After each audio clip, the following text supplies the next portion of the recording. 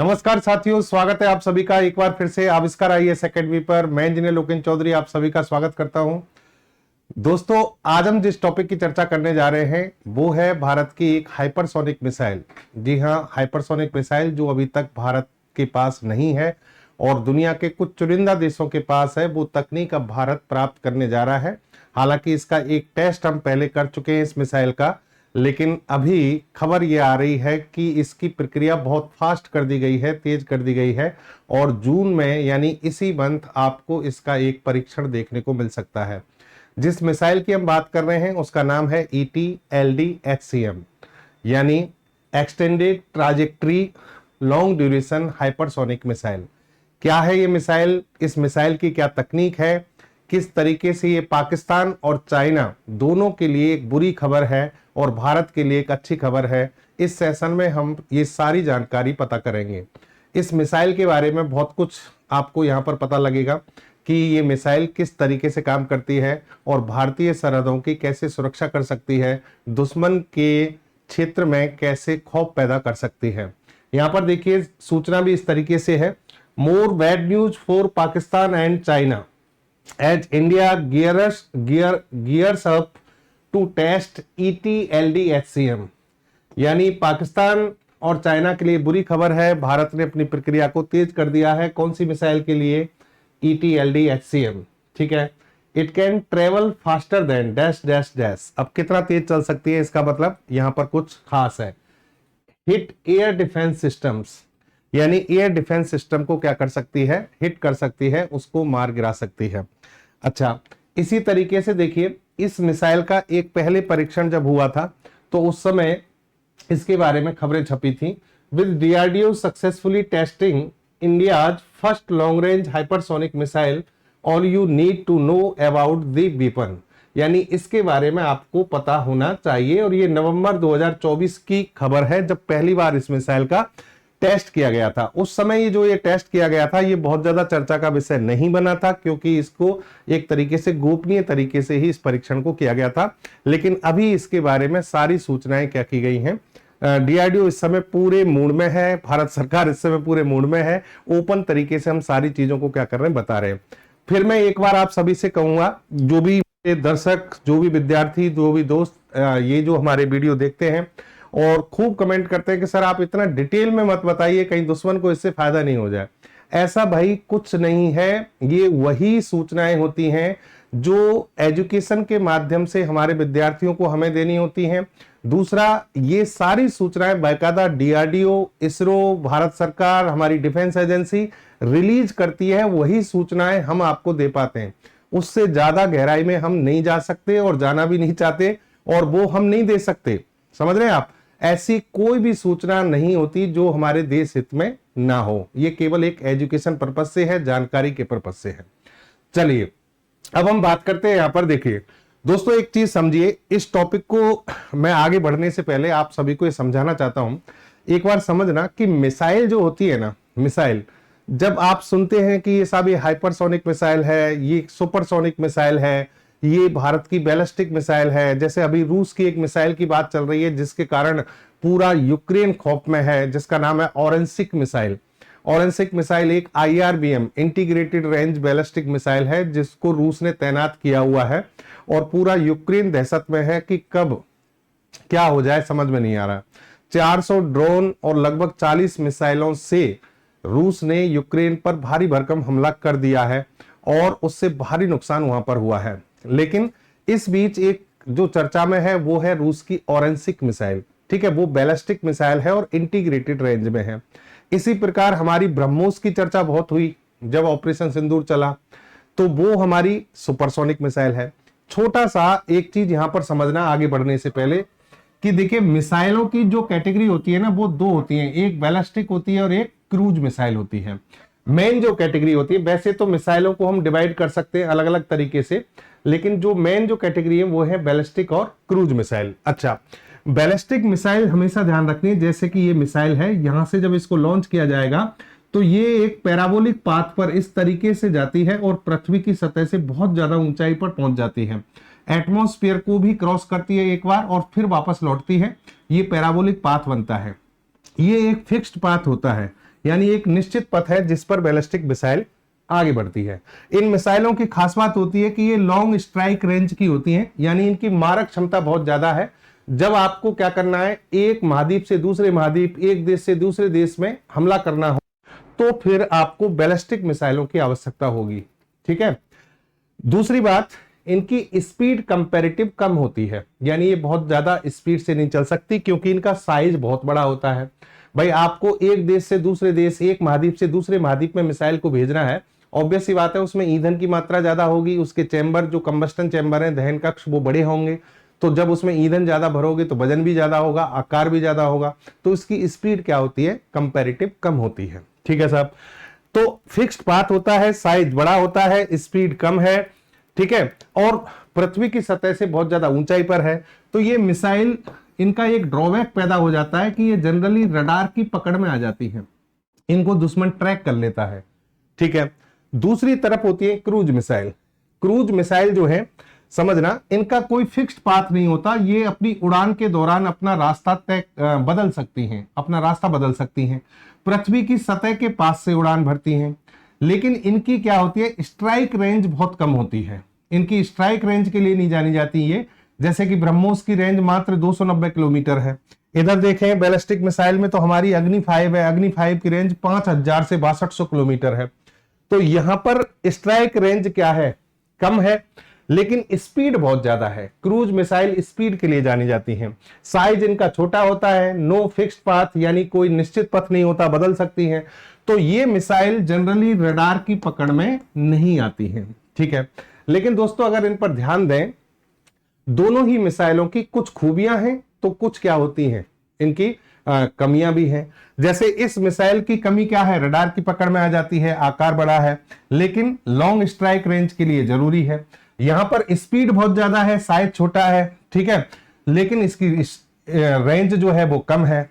अच्छा, तो कहने का मतलब दोनों मिसाइलों में कुछ क्या है, कमी है। अगर किसी देश के द्वारा ऐसा कर दिया जाए कि दोनों के अच्छे पार्ट जो हैं, जैसे कि स्ट्राइक रेंज भी ज्यादा ली जाए, स्पीड भी ज्यादा ले ली जाए, साइज को भी छोटा कर दिया जाए और फिक्स्ड पाथ भी नहीं हो, इस तरीके से कुछ कॉम्बिनेशन बनाया जाए, इनको कहते हैं हाइब्रिड मिसाइल। क्या कहते हैं, हाइब्रिड मिसाइल। यानी एक मिसाइल लॉन्ग स्ट्राइक रेंज की भी हो और उसकी स्पीड भी बहुत ज्यादा हो, तो वो हाइब्रिड मिसाइल कॉम्बिनेशन है। और भारत यानी DRDO आज इसी तकनीक पर काम कर रहा है। हाइब्रिड मिसाइलें बनाने की कोशिश कर रहे हैं हम। बैलिस्टिक मिसाइलों की कुछ प्रॉपर्टी क्रूज में और क्रूज मिसाइल की कुछ प्रॉपर्टी बैलिस्टिक मिसाइल में डाल रहे हैं। और ये हम ही नहीं कर रहे, ये अमेरिका भी कर रहा है, चाइना भी कर रहा है, रूस भी कर रहा है। लेकिन कौन कितना सफल हो पाता है, ये समय की बात है। भारत कितना सफल हुआ है, ये चीज अभी आपको ऑपरेशन सिंदूर में भी पता लगी होगी।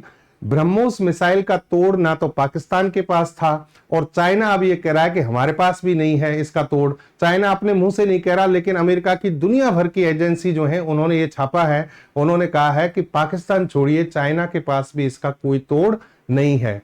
अब ब्रह्मोस का नेक्स्ट जो वर्जन आ रहा है वो बहुत खतरनाक है, और उससे भी खतरनाक वो मिसाइल है जिसकी मैं आज बात कर रहा हूं। ये जो मिसाइल है, इसको एक डेडली कॉम्बिनेशन बनाया गया है। एक खतरनाक कॉम्बिनेशन के तहत इस मिसाइल को हम डेवलप कर रहे हैं, समझ रहे। इस मिसाइल की रेंज भी ज्यादा होगी, और ये वैसे तो क्रूज मिसाइल है तो रेंज भी ज्यादा है और स्पीड भी ज्यादा है। स्पीड कितनी ज्यादा है, ब्रह्मोस से बहुत ज्यादा है, ब्रह्मोस से बहुत ज्यादा है। ठीक है। अब आप समझ गए होंगे। अब टॉपिक पर आते हैं, अब बढ़ते हैं। देखिए खबर क्या है, समझना ध्यान से, कि भारत जो है सॉरी, भारत तैयारी कर रहा है अपनी एक बेहतरीन मिसाइल की, जिसका नाम क्या है, ETLD-HCM, यानी extended trajectory long duration hypersonic cruise missile. अब इन शब्दों को समझना। लॉन्ग ड्यूरेशन का मतलब है कि ये ज्यादा लंबे समय तक क्या करेगी, चल पाएगी। दूसरा हाइपरसोनिक है, मतलब इसकी स्पीड जो है वो कम से कम 5 मैक, यानी ध्वनि से 5 गुना तेज, और ज्यादा कितनी भी हो सकती है। जो अभी हमने टेस्ट किया था पिछली बार इसका, वो 8 मैक के आसपास था, यानी ध्वनि से 8 गुना तेज चली थी। और अभी भी जो परीक्षण की तैयारी चल रही है वो भी यही है। 8 मैक अपने आप में बहुत ज्यादा स्पीड है। कितनी होती है और डिटेल में आगे चर्चा करेंगे। ठीक है। तो इस मिसाइल की हम क्या कर रहे हैं, परीक्षण करने जा रहे हैं। अब इस मिसाइल की क्या क्या विशेषताएं हैं वो मैं आपको पूरा विस्तार से बताता हूं। मिसाइल का हमारी का इसका परीक्षण होने जा रहा है, ठीक है, और बहुत सारी चीजों पर डीआरडीओ ने गति दिखाई है, तत्परता दिखाई है। अब हम बहुत जल्दी से डिसीजन ले रहे हैं। पाकिस्तान में खलबली मची हुई है, पाकिस्तान में खलबली मची हुई है। आप इस चीज को एक खबर से समझना कि ये ओपन सोर्स इंस्टीट्यूट है, अमेरिका यूएसए से संचालित होता है, इसने छापा है। इसकी भाषा देखिए आप, पाकिस्तान के लिए क्या लिखी गई है। ये कह रहे हैं Pakistani delegation in the US is bagging, bagging मतलब भीख मांग रहा है। पाकिस्तानी डेलीगेशन गया था कहां पर, अमेरिका में, और उसने क्या किया है, भीख मांग रहा है यूएसए। क्या कह रहा है, provide them with air defence system, कि साहब हमें एयर डिफेंस सिस्टम, अच्छा सा एयर डिफेंस सिस्टम दे दीजिए। क्यों, एंड फाइटर जेट भी दीजिए, that they can escape from Indian aircraft which have advance technology and which have destroyed their air bases. यानी पाकिस्तान ये कह रहा है कि साहब आप हमें एक अच्छा सा एयर डिफेंस सिस्टम दीजिए, फाइटर जेट दीजिए, ताकि हम भारत का मुकाबला कर सकें। उनके पास बहुत एडवांस टेक्नोलॉजी है और उन लोगों ने हमारे सारे एयरबेस और डिफेंस सिस्टम क्या किए हैं, उड़ा दिए हैं। इससे आप समझ सकते हैं ये हमारी तरफ से नहीं कहा गया, ये ओपन सोर्स इंस्टीट्यूट ने कहा है। और ये कहां से, अमेरिका से कहा गया है। देखिए आपने ऑपरेशन सिंदूर में इन दो चीजों की बहुत चर्चा हुई थी कि चाइना के एयर डिफेंस सिस्टम जो थे HQ-9, HQ-16, जिनका पाकिस्तान उपयोग कर रहा था, पाकिस्तान ने चाइना की भी नाक कटा दी। खुद की तो कटी जो ठीक है, लेकिन चाइना की कैसे, कि चाइना पर भी एक क्वेश्चन मार्क लगा दिया कि उसका एयर डिफेंस सिस्टम किसी काम का नहीं है। और भारत जो है उसका एयर डिफेंस सिस्टम, जिसकी दुनिया में कहीं चर्चा ही नहीं थी, जो दुनिया कहीं जानती नहीं थी। आकाश मिसाइल का नाम जरूर लोगों ने सुना था, हमारे जैसे टीचरों ने बच्चों को पढ़ा दिया था, आकाश मिसाइल है भारत के पास, जो सरफेस टू एयर मिसाइल है। लेकिन आकाश तीर जैसा एयर डिफेंस सिस्टम भारत ने डेवलप कर लिया है, ऐसा कभी हमने भी नहीं बताया और दुनिया को तो पता ही नहीं था, बिल्कुल ही नहीं पता था। लेकिन अचानक से चर्चा में आया आकाश तीर, जिसका कोई तोड़ पाकिस्तान के पास नहीं था। इसने इतनी सटीकता से काम किया है कि पाकिस्तान अब इसको लेकर टेंशन में है। और बहुत सारे देश जो भारत से डिफेंस डील करने जा रहे थे, उन्होंने आंख बंद करके विश्वास करना शुरू कर दिया कि भाई हमें तो आप क्या कीजिए, इसकी सप्लाई कीजिए, हम इसका क्या करना चाहते हैं, आपसे इंपोर्ट करना चाहते हैं। और अचानक से आप देख रहे हैं कि भारत इंपोर्टर से डिफेंस एक्सपोर्टर बन गया है। यानी डिफेंस के क्षेत्र में हम बहुत सारी चीजों को क्या कर रहे हैं, हम निर्यात कर रहे हैं। पहले हम केवल पैसा खर्च करते थे चीजों को खरीदने में, अब हम पैसा कमा भी रहे हैं। यानी डिफेंस का जो रेवेन्यू का जो हमारा क्या था, घाटा था, वो धीरे धीरे घटता जा रहा है। चलिए अब आगे चर्चा करते हैं। देखिए इस मिसाइल के बारे में अब मैं आपको डिटेल में बताता हूं। डीआरडीओ ने ये मिसाइल डेवलप की है। DRDO long duration hypersonic cruise missile, पूरा नाम extended trajectory long duration hypersonic cruise missile है। ये हमारा एक बहुत ही बेहतरीन प्रोजेक्ट चल रहा है जिसका नाम है प्रोजेक्ट विष्णु। प्रोजेक्ट का नाम क्या है, प्रोजेक्ट विष्णु। अब देखिए ये नाम भी हमें क्या है, मनोबल देने वाले हैं। प्रोजेक्ट विष्णु के तहत 2 हाइपरसोनिक मिसाइलें बनाई जाएंगी, जिनमें से पहली मिसाइल ETLD-SCM है। चलिए यहां पर हम क्या कह रहे हैं कि हम दुनिया की सबसे बेहतरीन जो एडवांस हाइपरसोनिक टेक्निक्स हैं उनमें भारत शामिल होना चाहता है प्रोजेक्ट विष्णु के तहत। इसलिए हम ये टेस्ट कर रहे हैं। पहला टेस्ट इसका हो चुका है, दूसरा टेस्ट इसी मंथ में अभी जल्द आपको देखने को मिलेगा। इस प्रोजेक्ट के तहत जैसा कि मैंने कहा कि हम 2 मिसाइलें बनाएंगे और भारत का उद्देश्य है कि आने वाले 5 सालों में भारत हाइपरसोनिक टेक्निक में दुनिया में जितनी भी टेक्नोलॉजी है उनसे भी क्या हो, आगे पहुंच जाए, क्रॉस कर जाए। ये हमारा इसमें क्या है, उद्देश्य है। ठीक है, ये मिसाइल आप देख रहे होंगे इस तरीके से इसको डिजाइन किया गया है, बनाया गया है। चलिए अब इस मिसाइल की हम बात करें, इसकी स्पीड जो है वो बहुत ज्यादा है। इसकी टेस्टिंग में पहली बार हमने इसको परखा था और इसके लिए ये जो पूरी मिसाइल है ये HSTDB टेक्निक पर आधारित है। HSTDB क्या है, इसे कहते हैं हाइपरसोनिक टेक्नोलॉजी डेमोन्स्ट्रेशन व्हीकल, जो कि हमारा एक इंजन है स्क्रैमजेट इंजन, उससे प्रेरित है। स्क्रैमजेट इंजन क्या है, और उसके सफल परीक्षण भी डीआरडीओ कर चुका है, इसरो भी कर चुका है। 2020 में एचएसटीडीबी का पहला सफल परीक्षण किया गया था। इसकी पूरी मैं आपको एक वो भी बता देता हूं कि हमने एचएसटीडीबी जो है इसका 2020 में एक परीक्षण किया, फिर हमने 27 जनवरी 2024 को इसका दूसरा सफल परीक्षण किया और फिर इसका उपयोग करके हमने 16 नवंबर 2024 में इस मिसाइल का पहला सफल परीक्षण किया। ठीक है, 2025 में इस मिसाइल का अब सफल परीक्षण होने वाला है। ब्रह्मोस 2 भी हमारी हाइपरसोनिक मिसाइल होगी और उसके लिए भी हमने क्या किया, तैयारियां शुरू कर दी हैं, उसका परीक्षण भी होने वाला है। ये परीक्षण कहां से किए जाते हैं, कहां से हुआ? ये भारत का हमारा उड़ीसा राज्य है। उड़ीसा में आप देख रहे होंगे ये छोटा सा समुद्र तट पर स्थित क्षेत्र है जिसको कहते हैं केंद्रपाड़ा डिस्ट्रिक्ट, और यहीं पर है doctor APJ Abdul Kalam island. Doctor APJ Abdul Kalam island ये छोटा सा है समुद्र में, उड़ीसा के तट पर है ये। यहां पर, यहां से हमने सारे परीक्षण किए, हमारे द्वारा किए जाते हैं डीआरडीओ के द्वारा, और ये पूरी दुनिया जानती है, ये फेमस सेंटर है, पूरी दुनिया में फेमस सेंटर है। कलाम साहब के नाम पर इसका नामकरण कर दिया गया, पहले इसको हम व्हीलर द्वीप के नाम से जानते थे। ठीक है, ईटीएलडी एचसीएम मिसाइल जो है अपनी गति, रेंज और तकनीक के कारण दुनिया में सबसे उन्नत मिसाइलों में एक है। 8 मैक की स्पीड से मिसाइल चल सकती है, मतलब 11,000 किलोमीटर प्रति घंटा। सोचिए, एक घंटे में कोई मिसाइल 11,000 किलोमीटर चल रही है। ब्रह्मोस मिसाइल की स्पीड 2.8 मैक थी, पाकिस्तान को हवा नहीं लगी। अब सोचिए, एक मिसाइल 8 मैक से जाएगी, पाकिस्तान के लोग जब तक एक पलक झपकेंगे ना, तब तक उन पर हमला हो चुका होगा। इतनी स्पीड है, 1 सेकंड में 3 किलोमीटर चलती है ये मिसाइल, 1 सेकंड में 3 किलोमीटर। अच्छा, मैंने कहा कि क्रूज मिसाइलों की रेंज कम होती है।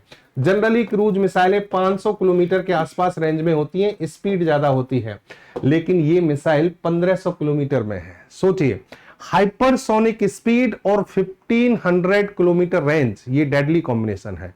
मतलब ये दुनिया के लिए बहुत खतरनाक क्या है, एक संकेत है। दुनिया में चाइना और रूस और अमेरिका और जर्मनी भी इस पे काम कर रहा है। 3-4 देश ही ऐसे हैं जो हाइपरसोनिक तकनीक को प्राप्त करने के कगार पर हैं या प्राप्त कर चुके हैं। 5वां देश भारत है। ठीक है, इस मिसाइल के द्वारा आप देखिए, अगर इस मिसाइल की हम बात करें, इसको हम यहां पर इस बॉर्डर एरिया पर क्या करते हैं, तैनात करते हैं, तो 1500 किलोमीटर का मतलब है कि पाकिस्तान लगभग पूरा इसकी जद में है, पूरा इसकी रेंज में है। और यहां माउंटेन रीजन को कूदकर हम चाइना के बड़े हिस्से पर क्या कर सकते हैं, चाइना के बड़े हिस्से पर भी आक्रमण कर सकते हैं। ये इसके लिए भी बहुत बड़ा खौफ है। ये ब्रह्मोस से डरता है। सोचिए, इस मिसाइल के बाद इसकी हालत कैसी होनी है।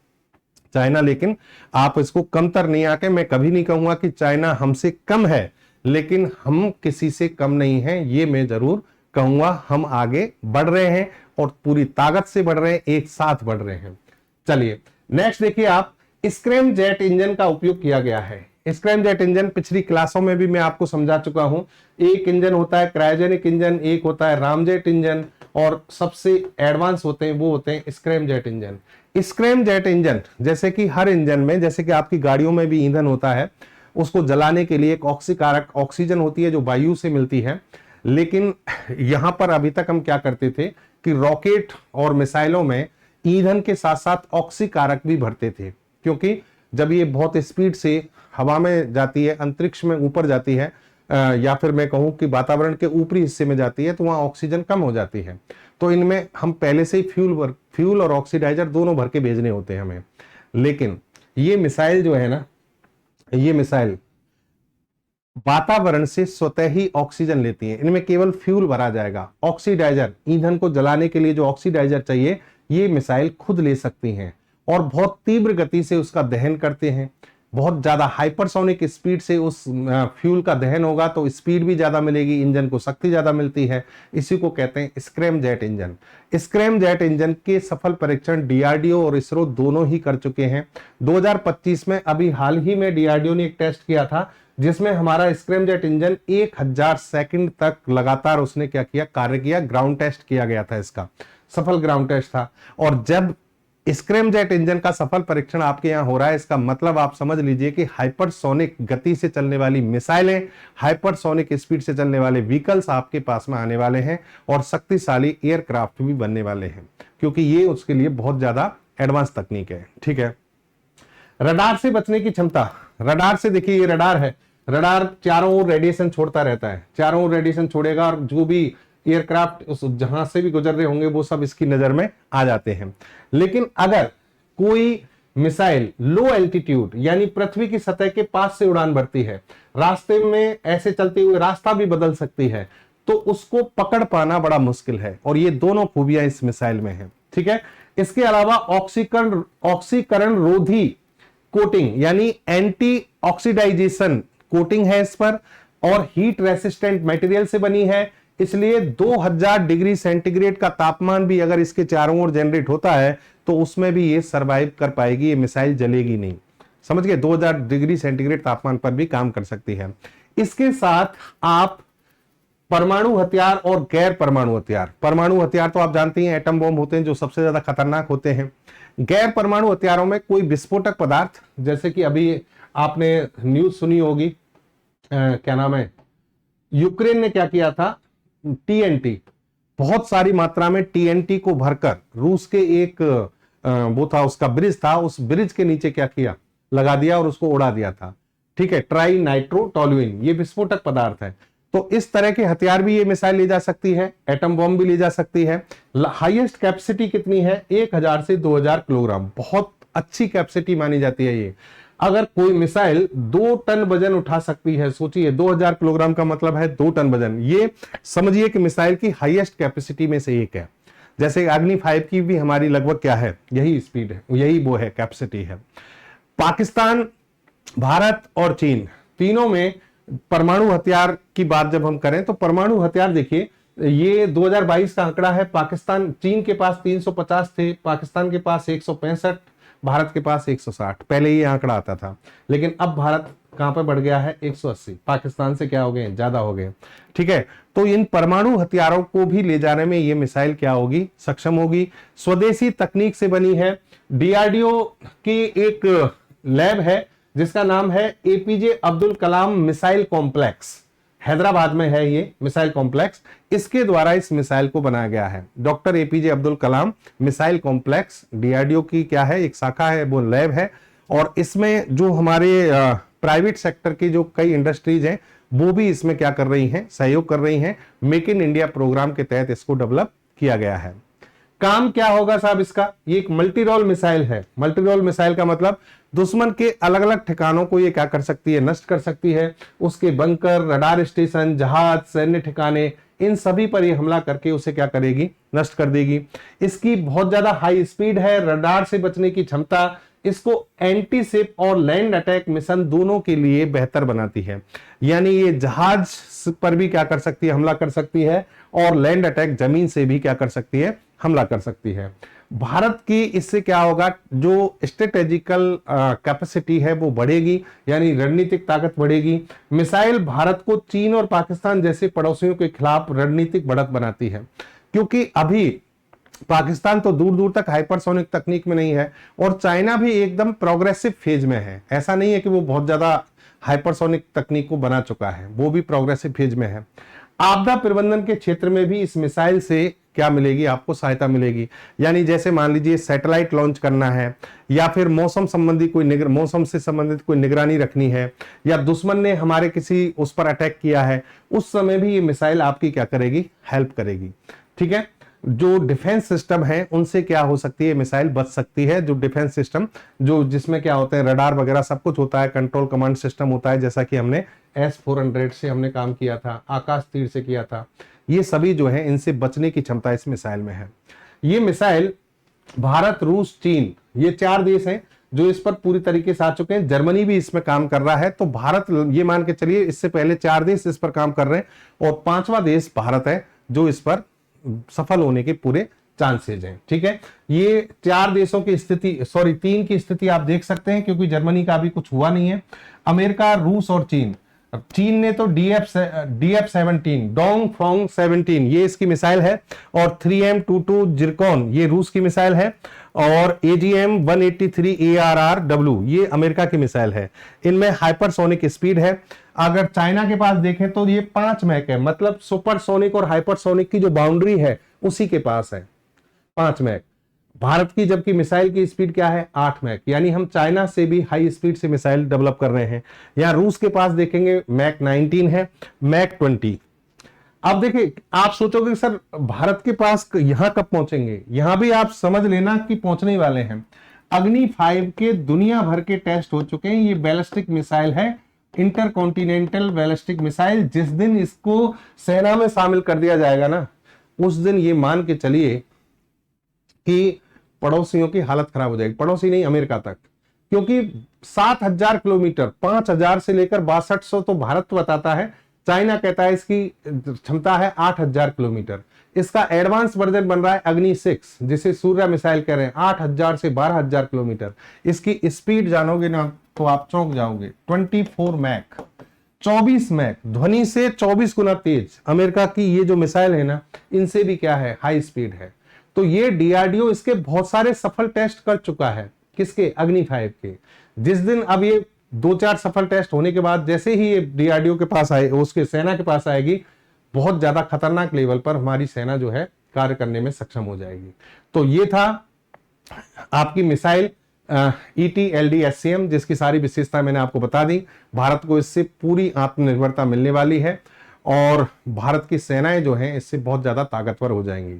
तो धन्यवाद साथियों, उम्मीद करता हूं टॉपिक सेशन आपको समझ में आया होगा, और अगर ये चीजें आपको इस तरीके से पसंद आ रही हैं तो हमारे सेशन को आप ज्यादा से ज्यादा शेयर करें। चैनल पर नए हैं तो सब्सक्राइब कर लें, और मिलते हैं अगली जानकारी, बहुत अच्छी रोचक जानकारी के साथ में अगले सेशन में। धन्यवाद। जय हिंद, जय भारत।